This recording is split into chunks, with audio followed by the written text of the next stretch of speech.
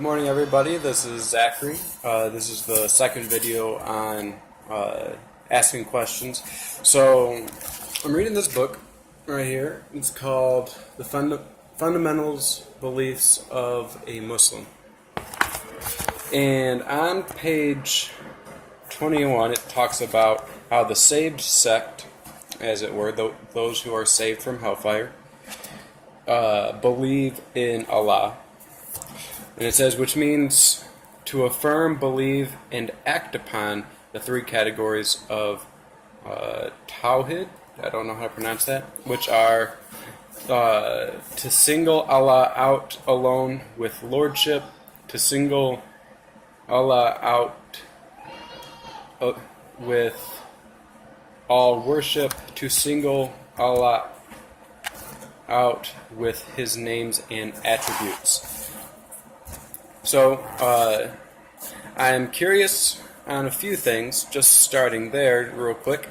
What do you mean by affirm? What do you mean by believe and act upon?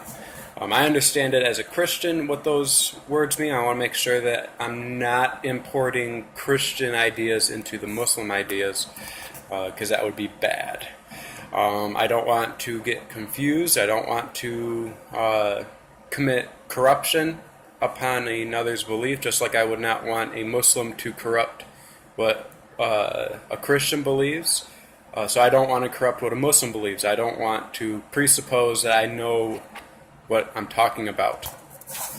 So, what do you mean by lordship? So it says alone with lordship. Does that mean that we shouldn't see earthly leaders as authority figures? We shouldn't see our father and mother as authority figures. What does that mean by lordship? It says all worship. What do you mean by worship? And it says with all worship, which is the thing that throws me off, is what do you mean by all worship? The word all and worship. So I don't want to get that confused either on what you mean by that.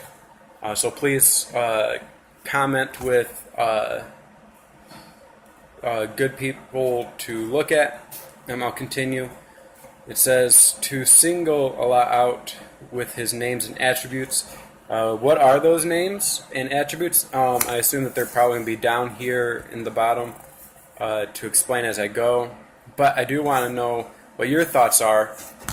What are the names and attributes that are not communicated to Allah that maybe we assume are communicated to Him?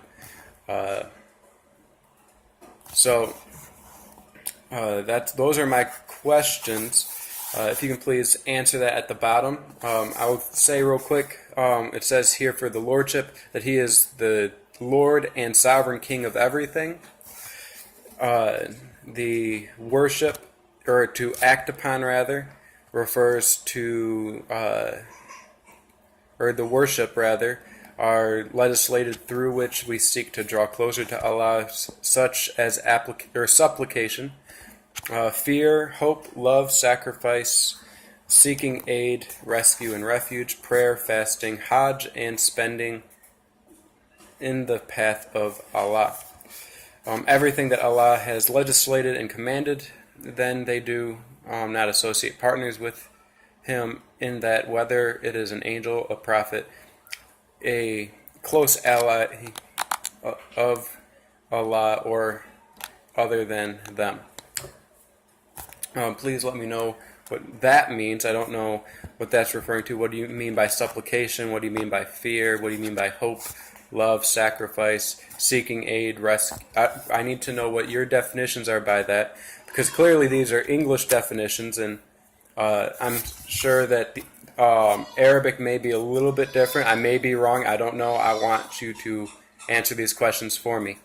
I would greatly appreciate it. And then continuing on, it says with the names and attributes that to affirm whatever names and attributes Allah has affirmed for Himself, or which His messenger has affirmed for Him, and to negate the imperfection of and deficiencies that Allah has neglected for himself, or which his messenger negated for him without denial, distortion, or metaphorical interpretation, and without likening or resembling them to the attributes of the creation, as Allah said. And then it gives some chronicle verses in the next page. It says, there is nothing like unto him, and he is the all-hearer and the all-seer, which I'm curious about, because when we say all-hearer and all-seer, we automatically liken it to somebody who can see and somebody who can hear, so that we can relate it to an all-hearer and an all-seer. So how do we get, he's not like anything, but then they use imagery or word imagery that would refer to likening it to somebody or something, to a creation. So again, maybe the Arabic says it differently so that it doesn't have that confusion, but in the English it does create that confusion. And I want to know what you believe as Muslims. And it says, and all the beautiful names belong to Allah, so call upon him by them. What are those names, so that I may understand what names you're calling him upon by? But again, it uses the phrase most beautiful names, and that's another thing, is those are phrases that we understand because we relate them to other beautiful things. We relate them to sunrises and sunsets, to the spring bloom. I live here in Michigan, so every spring around between March and April, probably going to be more like April because it's still snowing here, the flowers bloom and it's beautiful.